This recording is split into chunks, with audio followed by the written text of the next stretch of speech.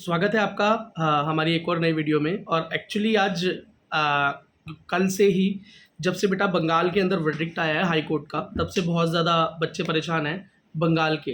देखो, एक चीज़ पहले ही सुन लो बच्चों, मैं व्यूअरशिप के लिए वीडियो नहीं बना रहा हूँ, तो इस तरह का कोई थंबनेल भी नहीं है, उस तरह की कोई बात भी नहीं करने वाला कि एंड में रिवील करूँगा। जैसे कि मैं देख रहा हूँ कि यूट्यूब पर ट्रेंड चल रहा है, ओबीसी सर्टिफिकेट कैंसिल हो गए हैं, तो बेटा सारे बच्चे ओबीसी वाले बेचारे वीडियोज़ पर टूट के पड़ रहे हैं, ऑल इंडिया में कन्फ्यूज़न पैदा कर रहे हो। बेटा ये सिर्फ और ये केस हुआ है, ये केस बेटा सिर्फ और सिर्फ बंगाल के अंदर हुआ है, तो बाहर वालों के लिए ना कोई टेंशन वाली बात नहीं है। जितनी भी स्टेट्स हैं इंडिया में, उनके लिए कोई टेंशन वाली बात नहीं है, सिर्फ और सिर्फ बंगाल के अंदर ये हुआ है। अब हुआ क्या है केस ये सुन लो। वैसे ज़्यादातर बच्चों को पता चल गया होगा बंगाल वालों को हुआ क्या है, लेकिन अब वो परेशान है कि अब होगा क्या नीट में। ठीक है, तो मैं एक बार केस को क्लियर कर देता हूँ। जो बच्चे नॉलेज के लिए देख रहे हैं वो देख ले कि 2011 में जब सरकार चेंज हुई बंगाल में, तो उसके बाद क्या हुआ, हर सरकार अपने कुछ रूल्स रेगुलेशंस लाती है ताकि वो अपने वोटर्स को, कोर वोटर्स को बेटा वो अपनी तरफ खींच सके, अट्रैक्ट कर सके। तो उसी स्कीम के तहत वहाँ पर ओबीसी कोटा को बदला गया, आप कह सकते हो। मतलब ऐसा था कि जिनको ओबीसी माना जाता था अब 2010 तक, पीछे तक, अब उनको ना मानकर दूसरी कम्युनिटी को लेकर ओबीसी में डाल दिया। ठीक है, जिसकी वजह से वहाँ पर डिस्ट्रिक्ट कोर्ट्स में, हाई कोर्ट तक दुनिया भर की बेटा अपील्स लगी, पीआईएल्स लग गई, केस चला कि सरकार का ये वर्डिक्ट ठीक है या नहीं है। पर वो केस चलता रहा, उसका कोई फाइनल डिसीजन आया नहीं, तो स्टे लगा नहीं ओबीसी सर्टिफिकेट बनने पर। ओबीसी सर्टिफिकेट बनते रहे 2011 के बाद, 10 के बाद आराम से बनते रहे, कोई दिक्कत नहीं हुई, आज तक भी बन रहे हैं। अब बच्चों ने बेटा उसके तहत जॉब भी ले ली। 2010 की बात है, कितनी पुरानी बात हो गई। कई बच्चे जॉब ले चुके हैं और 10 साल हो चुके हैं बच्चों को। कई बच्चे एमबीबीएस में एडमिशन लेकर निकल चुके हैं, डॉक्टर भी बन चुके हैं। ठीक है, अब क्या हुआ है कि हाई कोर्ट ने बोला है कि सरकार का ये फैसला ठीक नहीं था। तो अब जो दो ओबीसी सर्टिफिकेट्स बने हैं 2010 से बाद में, वो सारे इनवैलिड हो गए। तो अब क्या होगा, जिनकी जॉब्स लग गई तो कुछ भी नहीं होगा जी, वो अपनी जॉब्स वैसे ही करते रहेंगे, वो टेंशन लेने की ज़रूरत नहीं।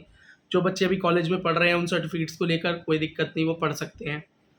अब क्या होगा, जो नए सर्टिफिकेट्स बनेंगे ना, वो अब अलग तरह के क्राइटेरियाज पर बनेंगे। मतलब 2010 से पहले जो क्राइटेरियाज हुआ करते थे, जो कम्युनिटीज़ ओबीसी के अंदर आती थी, उन्हीं को अब रिजर्वेशन मिलेगा। जो आगे आ गई थी उनको नहीं मिलेगा। अब वो बच्चे परेशान हो रहे हैं जो कि ओबीसी सर्टिफिकेट, क्योंकि वो तो लेटेस्ट बच्चे हैं जो नीट के थ्रू एडमिशन लेने वाले हैं, वो डर रहे हैं अब क्या होगा। कोई बात नहीं बेटा, जो कुछ नहीं होगा आपको अपना रिजर्वेशन मिलेगा ही मिलेगा, जो रिजर्वेशन पॉलिसी के तहत आप अंदर गए हैं। अब इसमें कई बच्चे ये बोल सकते हैं कमेंट सेक्शन में आके कि हमारे साथ भैया गलत हो रहा है बंगाल में, हम ओबीसी थे, हमारा कोटा किसी और को दे दिया गया। ठीक, अब वही सेम बात बच्चा वो भी तो बोलेगा जो 2010 के बाद ओबीसी में था, अब उसका कोटा ले लिया तो वो कहेगा जी हम ओबीसी थे, अब हम ओबीसी नहीं रहे। तो बेटा ये दोनों तरह की बात है। अब एक जनरल का बच्चा आ जाए, जनरल कैटेगरी ओपन मेरिट का बच्चा जब आएगा ओपन कैटेगरी का, वो क्या बोलेगा, जी यहाँ तो ये दोनों आरक्षण के लिए लड़ रहे हैं कि हम थे, आप हो, आप नहीं हो, मेरी कौन सुनेगा, मुझे तो कोई आरक्षण मिलता नहीं है, हाईएस्ट कट ऑफ मेरी जाती है। तो समझ रहे हो मेरी बात को। तो बेटा हाँ, जिसकी भी नज़र से देखोगे आपको कोई ना कोई चीज़ फेयर और अनफेयर दिखाई देगी।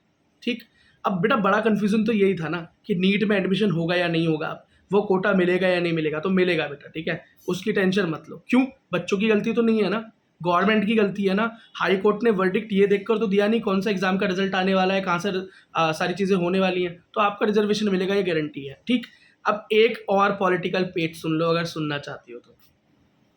जितने लोग बेटा बंगाल से ये वीडियो देख रहे हैं या बंगाल में एडमिशन लेना चाहते हैं, तो बेटा बंगाल के अंदर जो गवर्नमेंट है ना, वो एक इस तरह की गवर्नमेंट है जो कि अपने डिसीजन जो लेती है वो अपने वोटर्स के हिसाब से लेती है, जो उनको वोट देते हैं।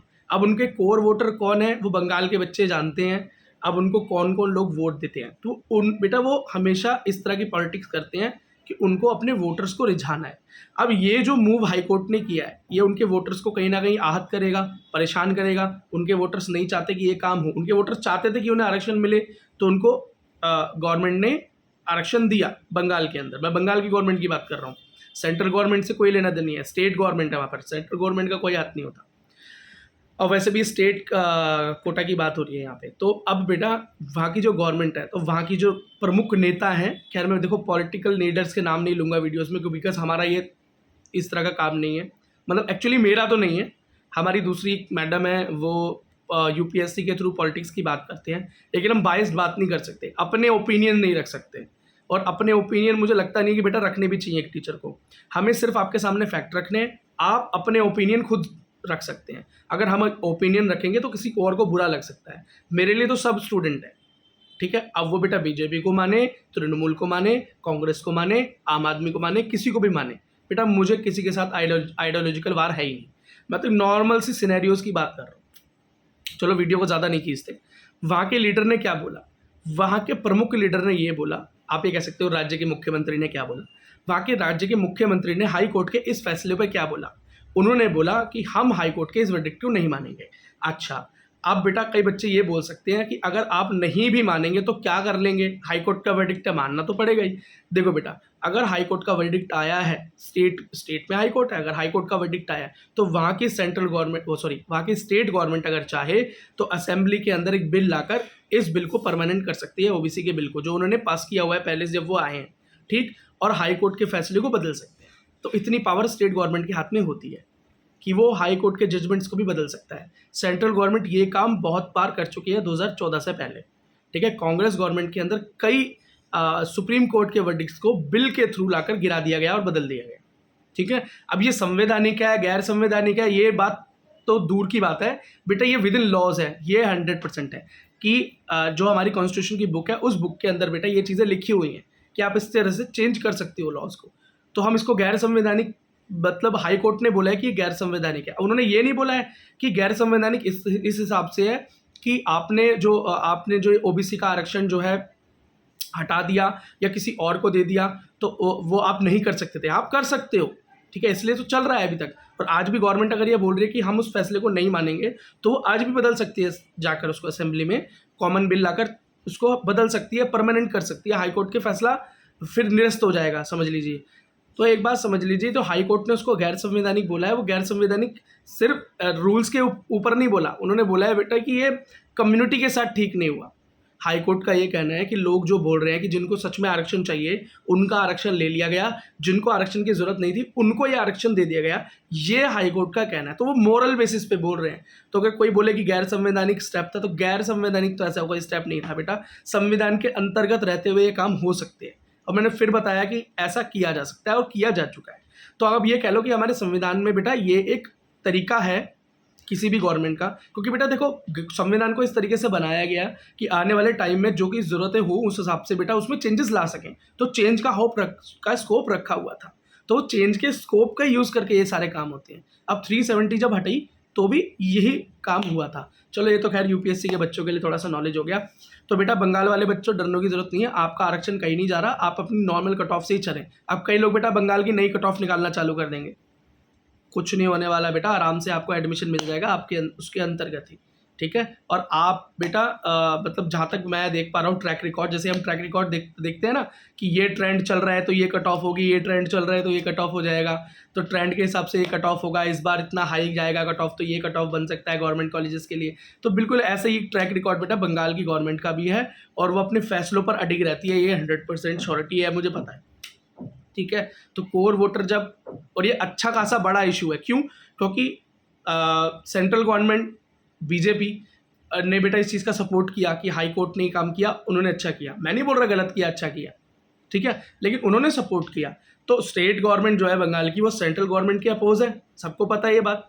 तो अपोजिशन की गवर्नमेंट नहीं चाहेगी ना कि कोई ऐसा फैसला आ जाए जिससे कि सेंट्रल गवर्नमेंट को बूस्ट मिले, है ना। तो सेंट्रल गवर्नमेंट को बूस्ट ना मिले के लिए जो स्टेट गवर्नमेंट है बंगाल की वो नहीं चाहेगी कि ये फैसला लग पाए, तो वो इस फैसले को बदल सकती है।